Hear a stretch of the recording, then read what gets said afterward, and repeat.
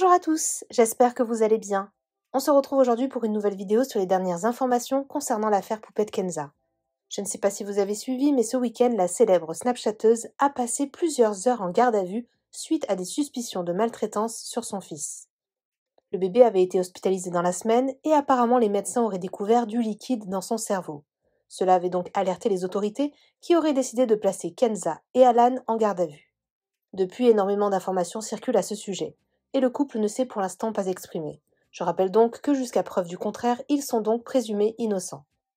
Tout à l'heure, le site 76 Actu, qui traite de l'actualité de la région où vit Poupette Kenza, a révélé que la jeune femme serait sous le coup d'une enquête pénale pour, je cite, « soustraction par le parent d'un enfant mineur, sans motif légitime à ses obligations légales, compromettant sa santé, sécurité, moralité ou son éducation ».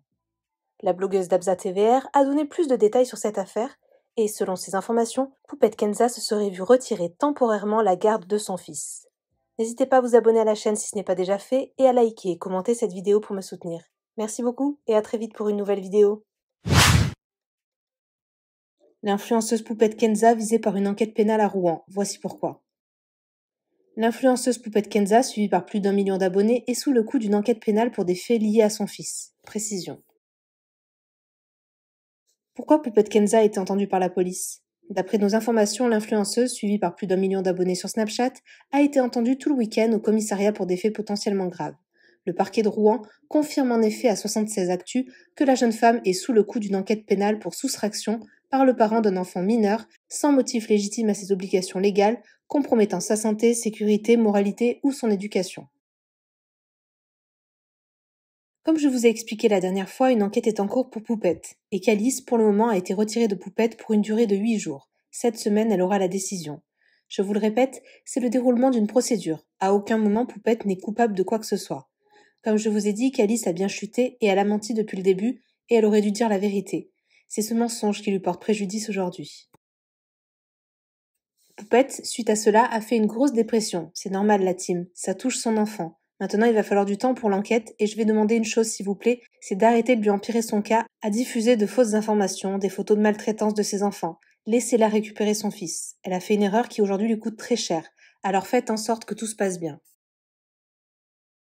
La team, je ne voulais pas en parler pour ne pas que son cas soit pire que ce qu'il est, mais je vois tellement de choses sur les réseaux que je suis obligée de prendre la parole. J'avais déjà l'information que depuis jeudi, elle était entendue par la police et qu'ils sont partis chez elle pour prendre possession des caméras. Donc laissons faire la justice et jeudi, elle aura une réponse positive ou pas sur le retour de son enfant, en espérant qu'elle retrouve Calice avant cette date-là. Ils se battent en ce moment même pour récupérer le petit, mais les appels et messages enfoncent Poupette dans cette affaire. Il faudrait stopper la team.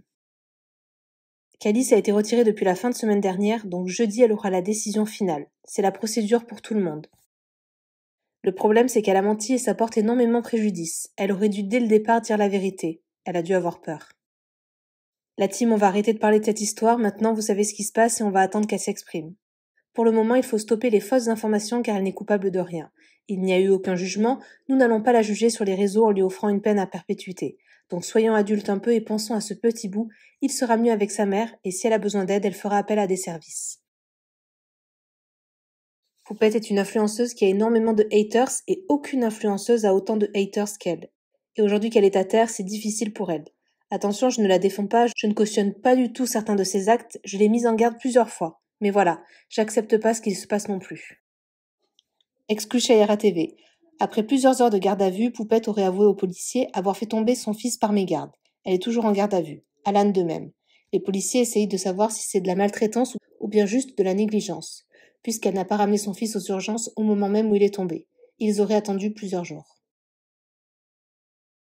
Alan et Poupette sont sortis de garde à vue, ils ont toujours la garde de leurs enfants. Ils risquent cependant d'être suivis par la protection de l'enfance pendant plusieurs mois pour s'assurer que ça ne recommencera plus. D'autant plus que la protection de l'enfance recevait déjà des dizaines de plaintes des haters de Poupette qui faisaient que de la signaler.